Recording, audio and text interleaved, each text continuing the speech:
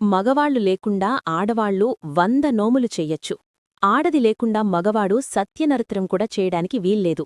రామచంద్రమూర్తి అంతటివాడు సీత లేకుండా అశ్వమేధ యాగం చెయ్యాలి అంటే కుదర్లేదు.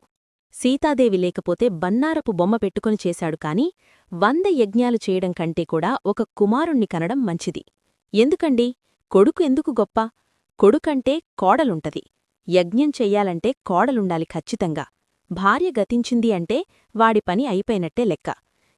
ఏ పుణ్యకార్యానికి అవకాశం దానం చేసే అవకాశం లేదు. పక్కన నీళ్లు పోస్తేనే దానం విలువ, లేకపోతే లేదు. ఇక్కడ మన సంస్కారాల్లో ఆడవాళ్లకే ప్రాధాన్యం ఎక్కువ. చివరికి ఏమిచ్చారంటే అవకాశం, మగాళ్లు ఏడుస్తారని ఆవిడకి సంబంధించిన వస్త్రం జేబులో అయినా పెట్టుకుని పర్వాలేదు. ఆవిడ వాడిన వస్త్రం కొత్తది కాదు, పాతది. అది పక్కన పెట్టుకుని పవిత్రంగా భావించి నువ్వు చేసేదేదో చెయ్యునాయనా అని చెప్తారు. ఆడవాళ్లంటే అంత గౌరవ సాంప్రదాయం ఉంది. చివరికి ఏమిచ్చారు?